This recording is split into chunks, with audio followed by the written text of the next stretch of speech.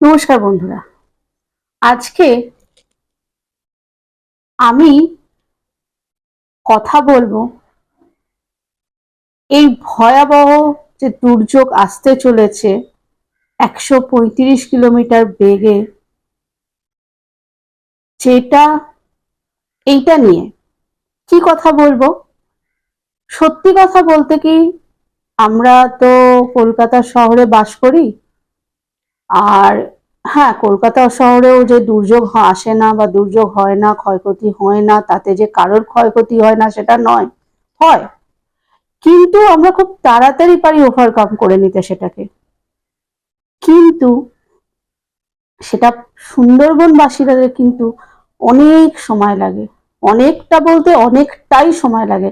আজকে এই যে আমফানটা হয়েছিল, আমফানটা কাটিয়ে উঠতে মানে ওভারকাম করে উঠতে ওদের কিন্তু অনেক সময় লেগেছিল। আজকে ওরা একটু স্বাভাবিক পরিস্থিতিতে এসছে। কিন্তু আবার এই যে রেমালটা আসছে, রেমালে কিন্তু ওদের আবার ক্ষয়ক্ষতি করে দেবে, তছনছ করে দেবে সবকিছু।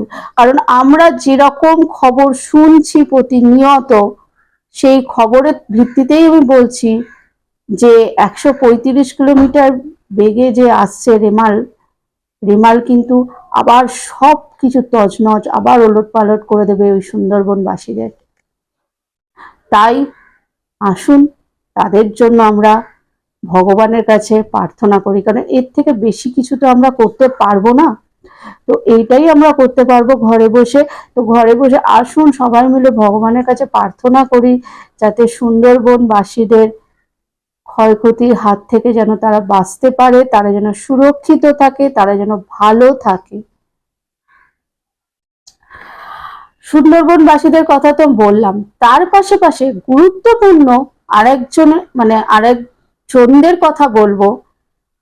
সেটা হচ্ছে, তার আগে আমি একটু বলে নিই, আমার হঠাৎ করে এটা মনে হলো, কদিন ধরে খবর দেখতে দেখতে আমার হঠাৎ করে মনে হলো, আমার যে সাংবাদিক ভাই বোনেরা, দাদা দিদিরা ওই দুর্যোগে, ওই প্রতিকূলতার মধ্যে, ওই বিপর্যয়ের মধ্যে যে দাঁড়িয়ে আছে, কেউ দেখতে পাচ্ছি কেউ মাটির এমন পাড়ে দাঁড়িয়ে আছে যে মাটি পাড় ভেঙে পড়ছে, সেরকম পাড়ে দাঁড়িয়ে, সেই মানে নদীর ধারে দাঁড়িয়ে, সেই ঢেউর ধারে দাঁড়িয়ে, মানে উত্তাল ঢেউ, সেই ঢেউয়ের মানে কাছাকাছি দাঁড়িয়ে আমাদেরকে নিউজ আপডেট দিচ্ছে, আমাদেরকে প্রতিনিয়ত খবর দিচ্ছে। দেখুন সমুদ্রের জল কতটা উত্তাল হয়ে উঠেছে, কতটা ভয়াবহ হয়ে উঠেছে। আজকে দেখুন মাটির মানে কিভাবে নদীর পাড় ভেঙে যাচ্ছে।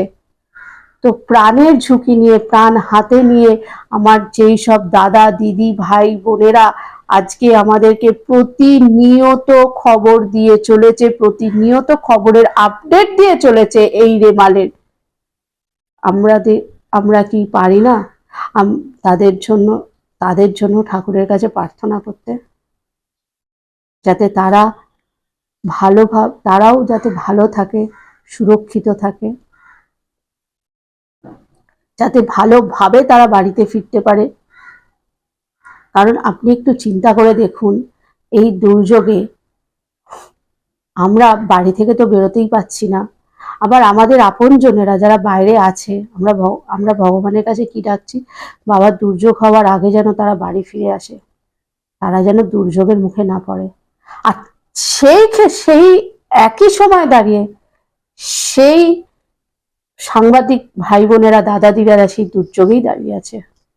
তাদের ফ্যামিলির কথা একবার চিন্তা করে দেখুন তো, কি অবস্থা তাদের ফ্যামিলি, পরিস্থিতি কি তাদের ফ্যামিলির, একবার একটু ভেবে দেখুন তো। না পাচ্ছে তারা ফোনে কথা বলতে, ফোনে যোগাযোগ করতে, অনেক সময় হয়তো নেটওয়ার্ক পাচ্ছে না, কি অনেক সময় তারা যখন নিউজ বলছে বা ভিডিও শুট করছে ফোন ধরতে পারছে না, ফোনে কথা বলতে পারছে না।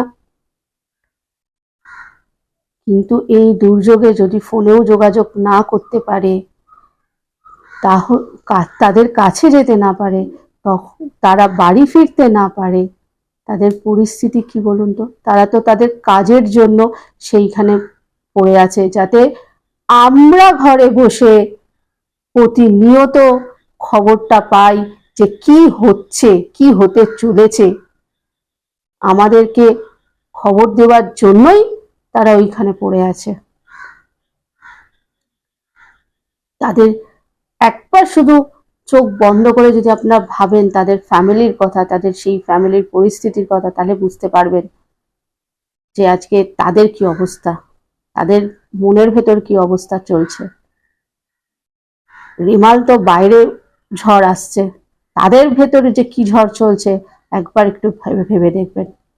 তো বন্ধুরা, আসুন আমরা সুন্দরবনবাসীদের সাথে সাথে তাদেরও সুরক্ষা থাকার, ভালো থাকার কামনা করি, প্রার্থনা করি ভগবানের কাছে, যাতে তারা ভালোভাবে সুরক্ষিতভাবে বাড়ি ফিরতে পারে তার নিজের লোকেদের কাছে। তো আসুন বন্ধুরা, আমরা নিজেরাও প্রত্যেকে নিজেরা তাদের জন্য কামনা করি, ভগবানের কাছে প্রার্থনা করি, সবাই মিলে প্রার্থনা করি যাতে সুন্দরবনবাসীরাও ভালো থাকুক, সুরক্ষিত থাকুক। আর আমাদের সাংবাদিক ভাই বোনেরা, দাদা দিদিরা যারা আমাদেরকে প্রতিনিয়ত খবর দিয়ে চলেছে নিজেদের প্রাণের ঝুঁকি নিয়ে, নিজেদের জীবনের ঝুঁকি নিয়ে, তারাও যেন ভালো থাকুক, আপদ বিপদের হাত থেকে রক্ষা পাক, তারাও যেন সুরক্ষিতভাবে নিজের বাড়িতে, নিজের ফ্যামিলিতে ফিরে আসে। আসুন, এটাই আজকের দিনে দাঁড়িয়ে আমরা ভগবানের কাছে প্রার্থনা করি। নমস্কার।